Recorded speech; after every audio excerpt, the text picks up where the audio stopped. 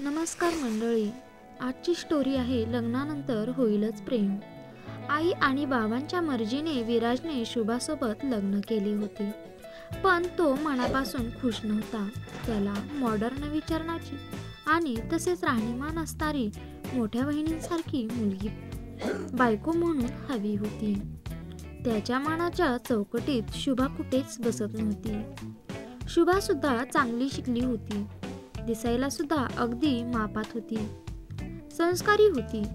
फक्त तिचे राहणीमान अगदी साधे होते आणि हेच विराजला आवडले नव्हते.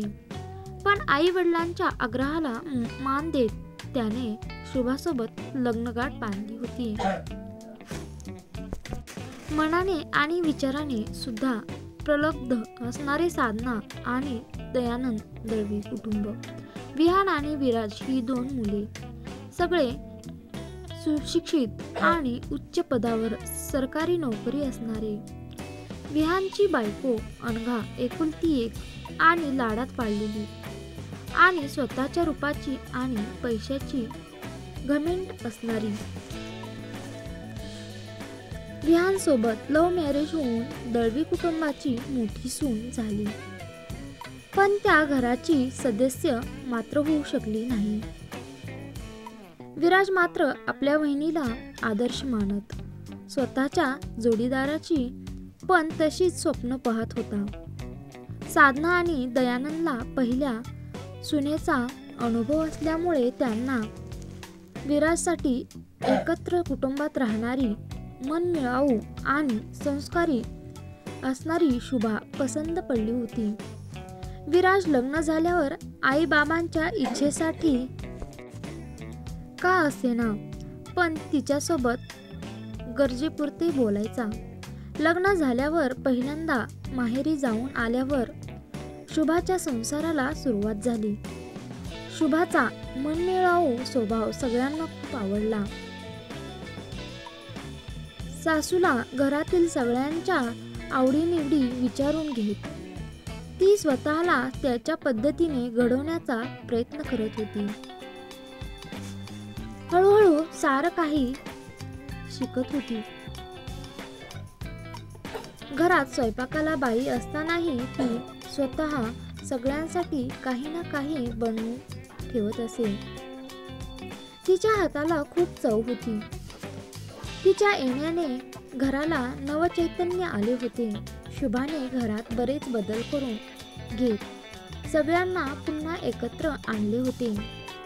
सकाळचा नाश्ता आणि रात्रीचे जेवण सगळ्यांनी सोबतच करायचे असा जणू नियमच तिने सगळ्यांना लागू केला. या सगळ्यात विराज मात्र तिचे रोज एक नवीन रूप बघत होता.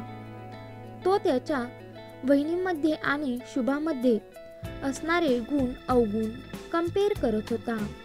लग्न झाल्यावर एका महिनाभरातच तिने तिच्या गोड स्वभावाने सगळ्यांना आपलेसे केले होते. विराजला सुद्धा याची जाणीव व्हायला लागली होती की फक्त राहणीमान फॅशनेबल असले तरच तो जोडीदार परफेक्ट नसतो, तर एका परफेक्ट जोडीदाराचं मन आणि घरातल्या इतर व्यक्तींसोबत असणारं वागणं सुद्धा तितकंच उच्च आणि मन मोकळं असणं आवश्यक असतं.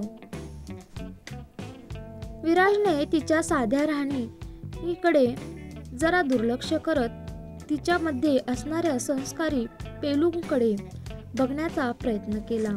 तेव्हा त्यालाही ती एक लाईफ पार्टनर म्हणून एकदम योग्य असल्याची जाणीव होऊन तो कधी तिच्या प्रेमात पडला ते त्यालाच कळले नाही.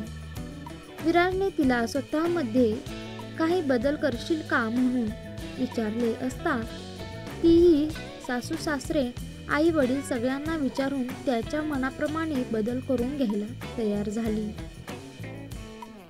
विराजने तिच्या काही ड्रेस आणले. तिला पार्लरमध्ये नेऊन थोडासा हेअरकट करून तिचा थोडासा मेकअप ओव्हर केला. त्याच्या लक्षात आले शुभा म्हणजे खरंच एक नंबरी सोना आहे. थोडीशी दिली आणि ती अजूनही चमकून गेली.